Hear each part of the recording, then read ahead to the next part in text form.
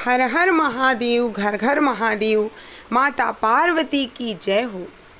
आज मैं आप लोगों को शिव चर्चा की बहुत ही सुंदर कहानी लेकर के आई हूँ। आप लोग इस कहानी को पूरी ज़रूर सुनिएगा और शिव चर्चा में इस कहानी को ज़रूर कहिएगा। भाई और बहन की बहुत ही दर्द भरी कहानी है। आप लोग सुनेंगे तो आप अपने आंसू नहीं रोक सकते हैं।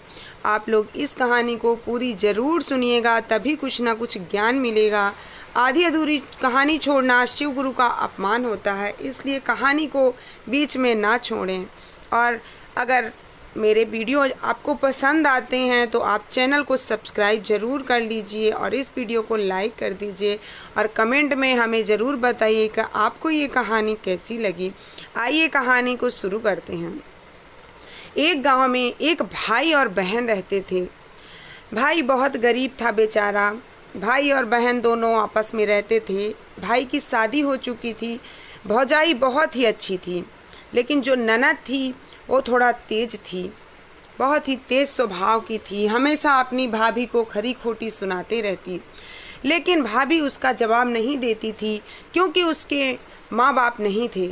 वो जो भाभी थी उसके सास ससुर नहीं थे, तो वो नहीं चाहती थी कि मेरी ननद उदास हो, मेरे ननद को कोई तकलीफ़ सहनी पड़े, इसलिए कुछ नहीं कहती थी।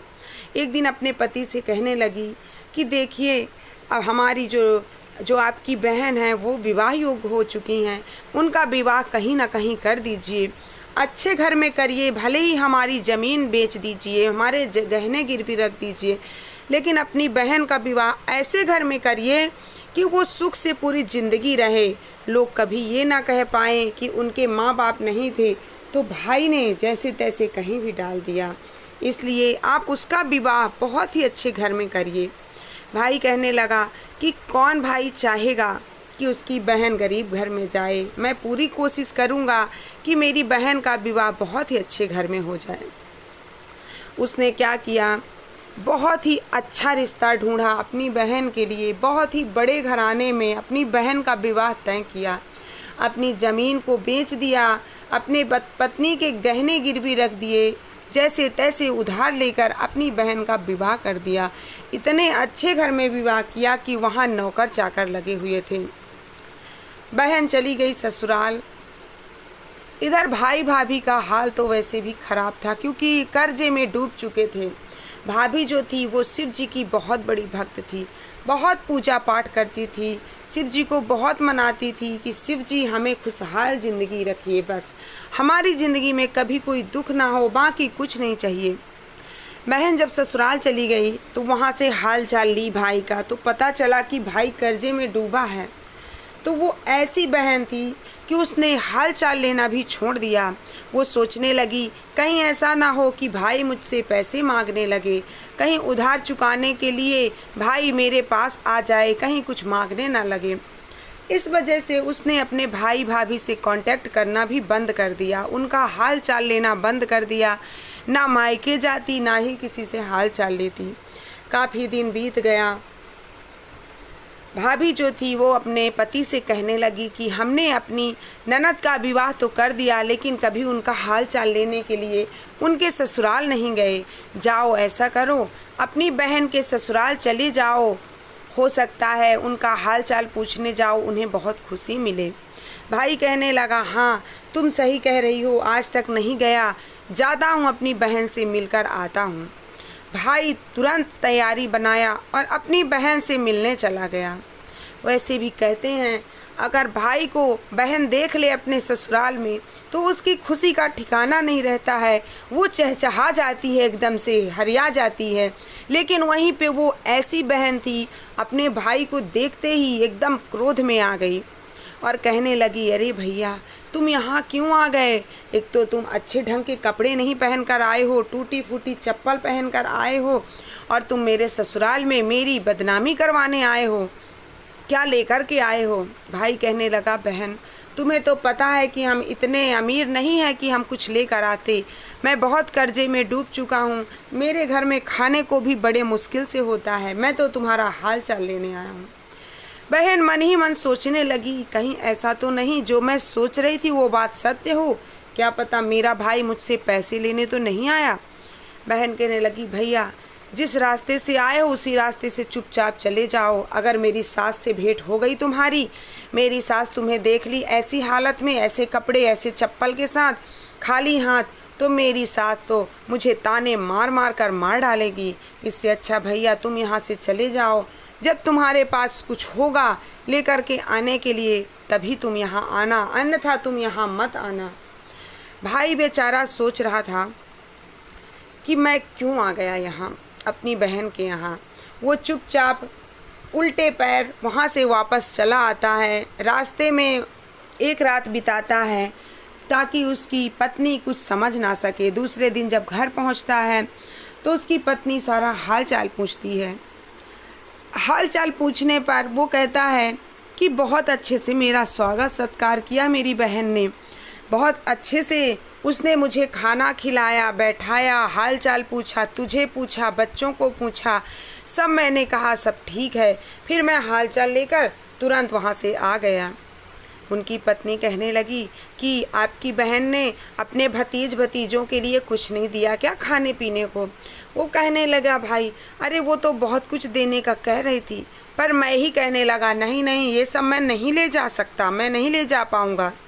एक भाई बेचारा अपनी पत्नी से झूठ कहता है अपनी बहन को लेकर। वो नहीं चाहता कि मेरी पत्नी मेरी बहन के बारे में कुछ भी गलत बोले।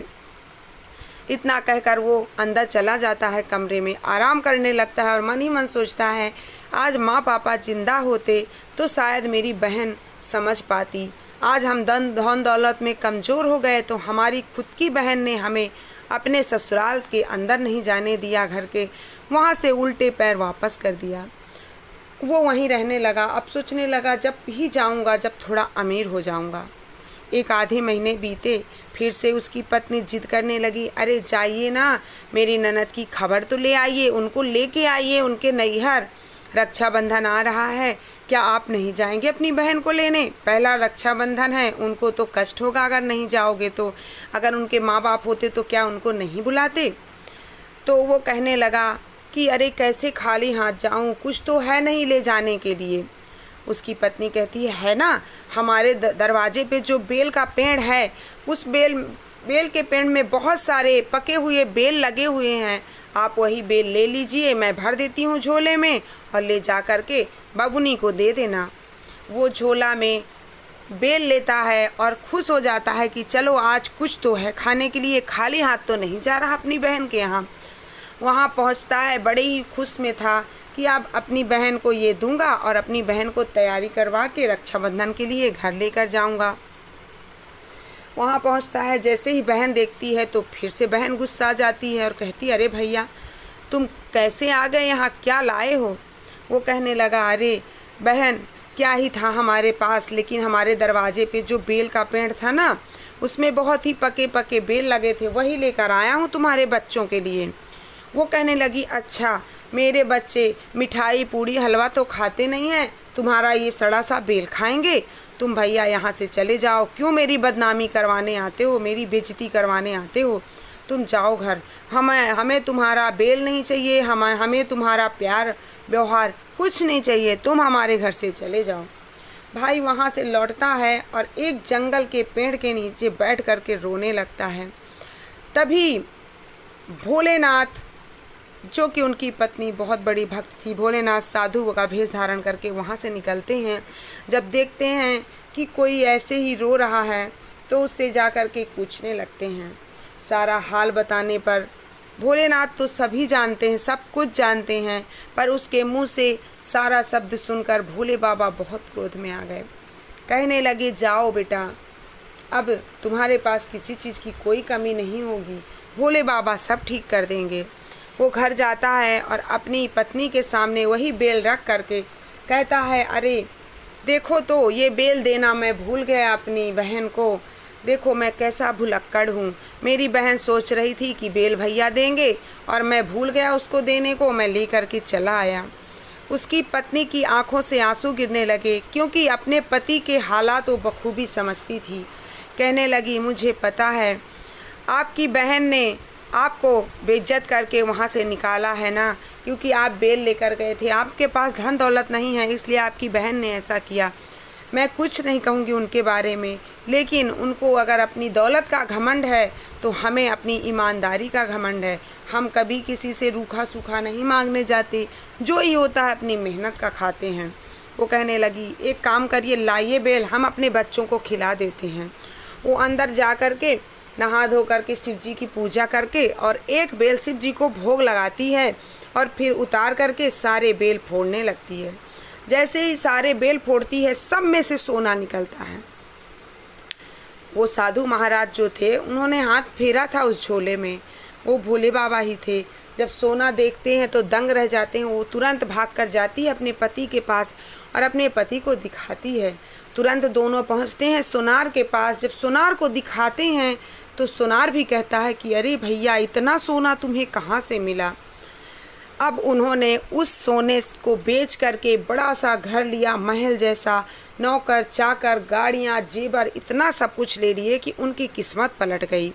कुछ दिन बाद वो गाड़ी में ढेर सारे कपड़े, ढेर सारे खिलौने, मिठाइयाँ, तरह तरह के फल फूल ले करके अपनी बहन के यहाँ पहुँचता है। जब बहन अपने भाई को इस रूप में देखती है तो बड़ा खुश हो जाती है। आ कर के भाई से लिपटने लगती है और कहती है, भैया, कब से इंतज़ार कर रही थी कि आप कब आओगे। देखिए यहीं पे एक अमीर भाई को देखकर कैसे बहन का व्यवहार बदल गया। वही भाई जब फटीचर बनकर आता था तो बहन ने मुख मोड़ लिया था, और आज वही भाई जब गाड़ी से आया है, अच्छे सूट बूट पहन कर आया है, तो बहन कैसे दौड़कर भाई को अपने गले लगाती है। धन दौलत में कितनी ताकत होती है कि अपने रिश्ते ही खोखले पड़ जाते हैं। वाह रे दुनिया, ऐसा किसी के साथ नहीं होना चाहिए। भाई को सब समझ में आता है, लेकिन भाई कहता है कि अगर मैं भी वैसे हो गया तो मुझ में और उसमें फ़र्क ही क्या रह जाएगा। वो अपनी बहन को सारा हाल बताता है। बहन को पश्चाताप होता है। बहन अपने भाई के पैरों में गिरने लगती है और कहती है, भैया मुझे माफ़ कर दो, मैंने आपके साथ बहुत गलत किया। आपने मेरा विवाह, अपनी ज़मीन जायदाद सब कुछ बेच दिया मेरा विवाह करने के लिए, और मैं आपको पहचानने से इनकार कर दी। मैं कितनी दलिद्र बहन हूँ, मैं कितनी ही बेकार बहन हूँ। मैं वो खुशनसीब बहन नहीं हूँ जिसे भाई का प्यार मिल सके। मैं तो बड़ी ही बदनसीब बहन हूँ। भैया आप चले जाइए, मैं क्या मुँह लेकर अपनी भाभी से मिलूँगी। भाई कहने लगा, आज तक मैंने तुम्हारी भाभी को कुछ नहीं कहा है, तुम चलो, तुम्हारी भाभी तुम्हारा स्वागत वैसे ही करेगी।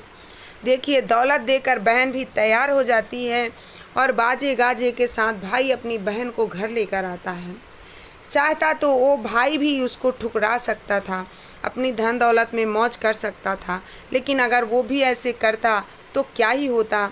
आखिर जो गलती करेगा उसका पश्चाताप उसे खुद ही करना पड़ेगा। वो गई, उसने अपनी भाभी से भी माफ़ी मांगी और कहा, भाभी आपको ये सब कैसे हुआ। भाभी ने सारा हाल बताया। तब ननद ने भी शिव जी को गुरु बनाया, 3 सूत्रों का पालन करने लगी और शिव जी का बड़े ही मन से स्मरण करने लगी, पूजा करने लगी, 3 सूत्रों का पालन करने लगी, जाप करने लगी, चर्चा कराने लगी, मंदिरों में जाने लगी। धीरे धीरे देखते देखते दोनों ननद भौजाई ऐसे खुशहाल जीवन जीने लगी। अगर आप लोगों को ये कहानी पसंद आई हो तो प्लीज़ वीडियो को लाइक और चैनल को सब्सक्राइब ज़रूर कर लीजिएगा। भोलेनाथ की बड़ी ही कृपा होगी। भोलेनाथ बड़े ही भोले हैं, सबके संकटों को काटते हैं। हे भोलेनाथ, जैसे आपने उन भाई भौजाई के कष्ट को काटा, उनके दुख दरिद्र को दूर किया, वैसे ही इस कथा को कहने वाले और सुनने वाले सभी के दुख को दूर करें भोलेनाथ। प्रेम से बोलिए हर हर महादेव, घर घर महादेव, माता पार्वती की जय हो।